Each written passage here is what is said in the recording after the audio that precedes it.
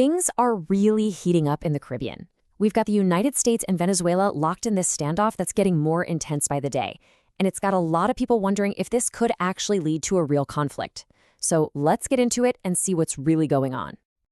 I mean, on the surface, this looks like a complete no-brainer, right? You've got the world's biggest superpower on one side and a country basically in the middle of a total economic collapse on the other. It sounds like there's no fight to even talk about. But is it really that simple? Let's dig a little deeper than the headlines and actually look at the military muscle each side is bringing to the table. All right, so first things first, we need to understand what's kicking all this off. How did we even get here to a point where a U.S. invasion is something people are seriously talking about? So, the big flashpoint here is drug trafficking. The U.S. is pointing the finger directly at the Venezuelan government, accusing them of being involved. And they're not just talking. They've sent a massive naval force right into the Caribbean. We're talking a full-on carrier strike group. The message couldn't be clearer. They want President Maduro to step down, or else they're threatening a potential attack. And how did Venezuela respond? Well, they're not backing down. President Maduro came out and announced he was mobilizing a national militia of, get this, 4.5 million people. I mean, that's a staggering number. But you have to ask, what does that actually mean in a real fight? Okay, so to figure that out, let's start by looking at Venezuela's military, at least on paper. Because when you just look at the raw numbers, they actually seem pretty formidable, especially for a nation of their size. All right, so you've got your regular professional military. That's about 123,000 active duty folks spread across the Army, Navy, Air Force, and National Guard. Then you throw in about 8,000 reservists. But the real headline grabber, of course, is that massive 4.5 million member militia. You put it all together, and on paper, it looks like a nation that's ready for an all-out war. And listen, this isn't just a force armed with rusty old leftovers from the Cold War. Nope. Thanks to a pretty cozy relationship with Russia, their army is packing some seriously modern and powerful gear. We're talking T-72 tanks, advanced BMP-3 infantry fighting vehicles, and some really nasty long-range rocket artillery. So again, on paper, you're looking at a ground force that you'd have to take very, very seriously. But, and this is a huge but, this is where that on-paper story just completely falls apart. Let's shift from the spreadsheets and the parades to the harsh reality on the ground, because this is where Venezuela's actual ability to fight really starts to unravel. It all boils down to three massive cracks in their armor. You've got a catastrophic economic collapse, which has led to morale that is just rock bottom. And on top of all that, a maintenance crisis so bad that even their fanciest equipment is basically just gathering dust. Just think about this for a second. The average soldier in Venezuela makes less than $100 a month. Less than $100. How can you possibly support a family on that? You can't. And with millions of Venezuelans having already fled the country, military analysts are pretty much unanimous on this. If a real conflict broke out, mass desertion wouldn't just be a risk, it'd be almost a certainty. And this chart, this just perfectly illustrates how messed up the structure is.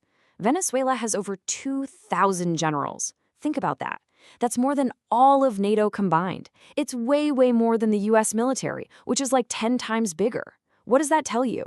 It tells you this is a system built on political loyalty, not combat readiness. You keep the top brass happy with government jobs and perks, while the regular soldiers are literally starving. So what about their equipment? Well, they're trapped in this impossible situation. All their older gear, the stuff from the US and the West, they can't get spare parts because of sanctions.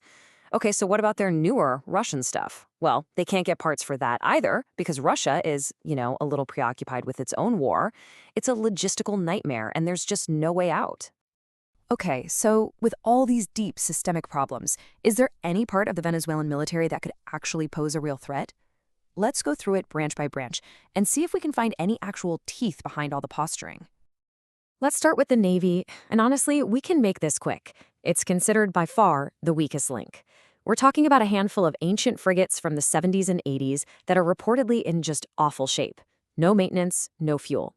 Up against the US Navy, they wouldn't stand a chance. They'd be a non-factor. The Air Force, though, now that's a whole different story. It's small, sure, but it's easily their most modern and capable branch. It has what military planners call an asymmetric threat. And all that means is it has the ability to punch way above its weight and inflict some serious, unexpected damage on a much bigger enemy. And the heart of that threat really comes down to this one aircraft, their fleet of 21 Russian-made Su-30 Mk2 fighters. These are really capable, modern jets that can do it all: air-to-air combat, ground attacks, anti-ship missions. But honestly, it's not even the plane that's the scariest part. It's the weapon it carries. And this is that weapon, the K-31 anti-ship missile. This is the one thing that probably keeps U.S. naval commanders up at night. Why? Because it is ridiculously fast. It screams in at over 4 times the speed of sound, and it's designed to do one thing and one thing only: kill warships. Even with the best defenses in the world, trying to stop a volley of these things is no guarantee. This is Venezuela's one true lucky shot weapon. So now that we know the strengths and, let's be honest, the overwhelming weaknesses, what would a real fight actually look like? Let's gain this out and look at the strategies both sides would probably use. Look, Venezuela knows it can't win a straight-up head-to-head fight. It's just not possible. So their only real strategy is to not have that fight.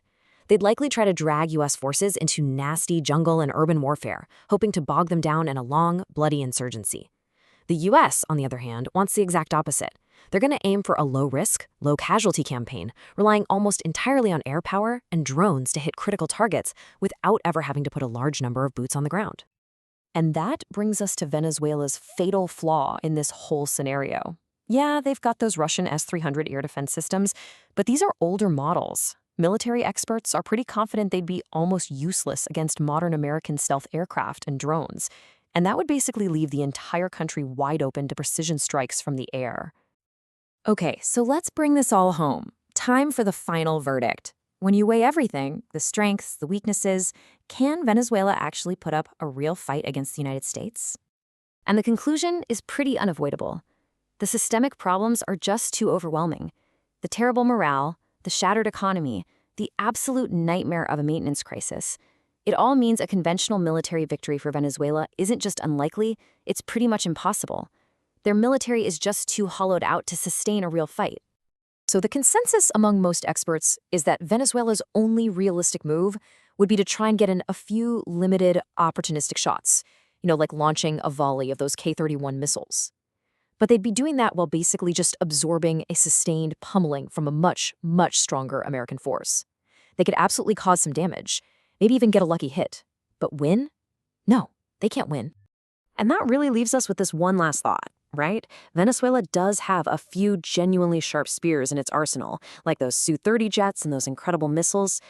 But what good is a single sharp spear if the arm holding it is broken?